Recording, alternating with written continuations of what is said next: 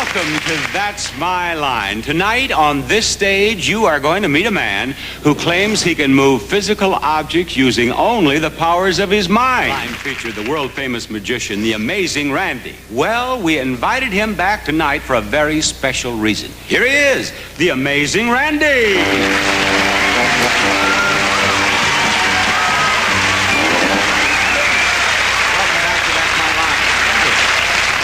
You have been touring our country performing as a magician, but you have also been debunking psychics, haven't you? I have indeed. Would you explain to our audience why you devote so much time to this crusade of yours? Well, I'll tell you, Bob, I feel it's a very serious matter to be particularly raising a younger generation who are being led to believe by some incompetent and not very bright, in some cases, magicians and scientists at the same time, that there are such things as psychic powers. I've looked for it for a long time now, and I have not found anything in 35 years. And I think that particularly a younger generation being told that these things are real will not be raised in such a way that they can deal with a rational, logical, real world. And you have offered $10,000 to anyone who can perform a psychic feat. I have indeed, and I carry the check with me. I hope you have the check with you tonight, because we have a young man who claims to be able to move objects with his mind. What I would like to have you do is to go backstage and watch carefully as I ask this young man to demonstrate his psychic powers. Very well, I will. Make yourself comfortable in front of a monitor. And now, ladies and gentlemen, I want you to meet a very interesting young man. He is only 21 years old. He's from Salt Lake City, and he's the founder of the Institute of Shaolin Kung Fu, and the subject of much controversy. Welcome, James Hydrick.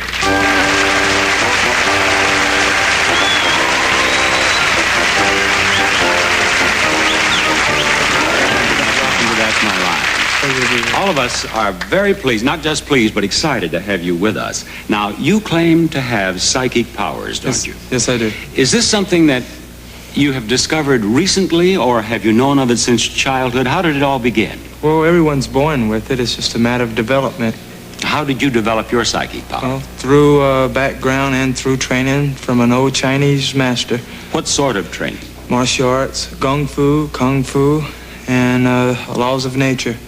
Well, what was necessary to develop the psychic power? What did this martial arts training do for you, I mean? Well, it teaches you to recognize yourself, inner and outer self, to reach the fourth level of consciousness, matching the absence of the mind to the motions of the body.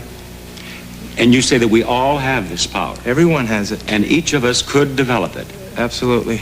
Now, you are going to demonstrate this psychic power on That's My Line. Yes. What are you going to do, James? I'm going to move a pencil for you.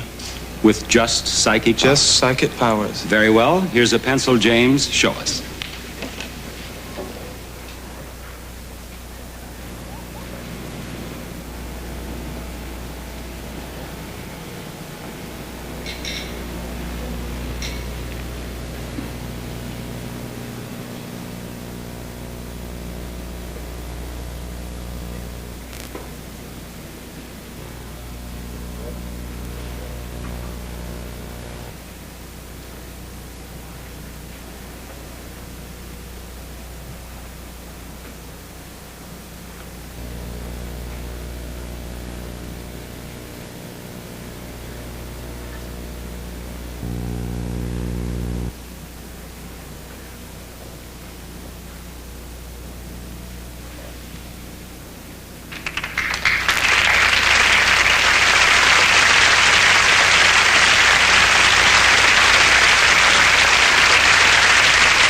James, that pencil definitely moved. Now, is it true that you can also turn the pages of this telephone directory?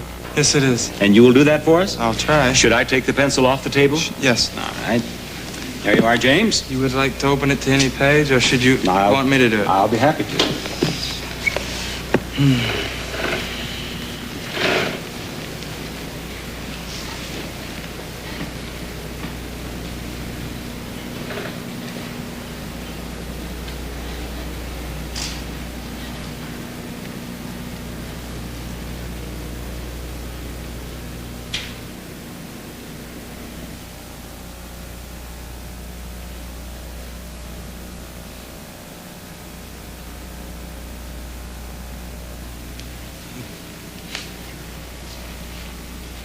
Okay, let's get it. I'll get it.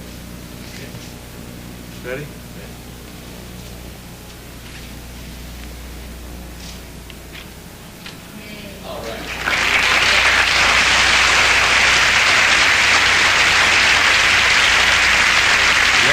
You turn the page of the telephone directory. Now, these demonstrations, you did these same demonstrations on That's Incredible. Yes, I did. And as you know, the amazing Randi maintains that you did not use psychic power, but that it was trickery. And he is prepared to pay you $10,000 if you can do it using psychic power. Later in our show, you two will meet head to head, and we will test your psychic powers to the nth degree. And I know that you at home are not going to want to miss that.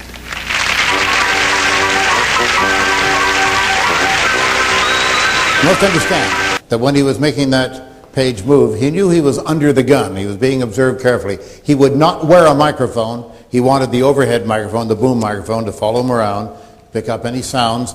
With the microphone such as this around his neck, his gimmick might have been given away immediately. The point is, it took them about 25 minutes or so to get him to turn that page.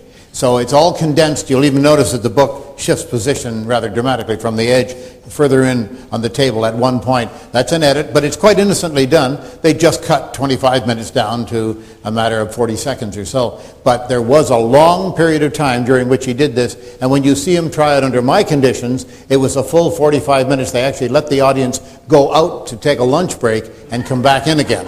During that period, you won't see that cut in the tape. You'll just see sort of a dissolve. But let's go ahead with it.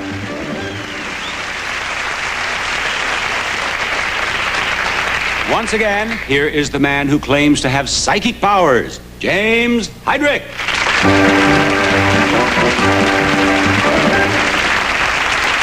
James, welcome back to our stage. You did a most impressive demonstration earlier in our show.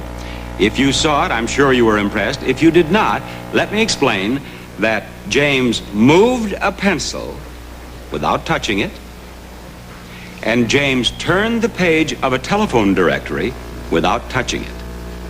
And you claim to have done that with psychic power. Yes. Now, you're prepared to demonstrate your psychic powers again. You've warmed up. You're ready to go, are you, James? Very well. Let's welcome back a man who has made a name for himself as a master trickster and the author of Flim Flam, the amazing Randi. Randi,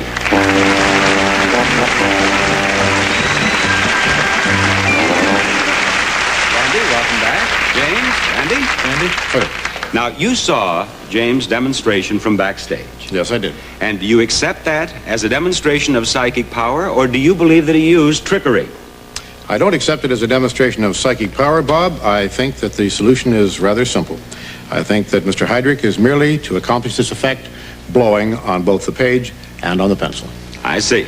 Now, you originally asked him to demonstrate in two different ways his psychic power, but as I understand it, you are now prepared to waive the demonstration with the pencil. Yes, and the reason is rather simple, because the pencil reacts to even the currents of the air conditioning in this studio. It will be very difficult to try to put controls on it in such a way that normal currents of air that are present all the time would not move the pencil. For example,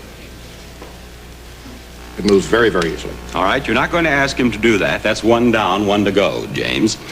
You are prepared to pay him $10,000 if he can turn the page of the telephone directory with certain controls. That's right. You have the $10,000, do you, Randi? I do indeed. It's right here. I've carried this check now for going on 17 years, Bob. There it is, a check for $10,000 awardable to the gentleman should he be able to successfully perform the demonstration. I would like to introduce our panel of judges. And our first judge here, Dr. John Palmer, is a psychologist and professor of parapsychology at John F. Kennedy University. The seat right there, Dr. Palmer. We have Dr. Stephen Drake, astronomer and expert on stellar evolution at UCLA. And our third judge is Dr. Ronald Markman, assistant clinical professor of psychiatry at USC.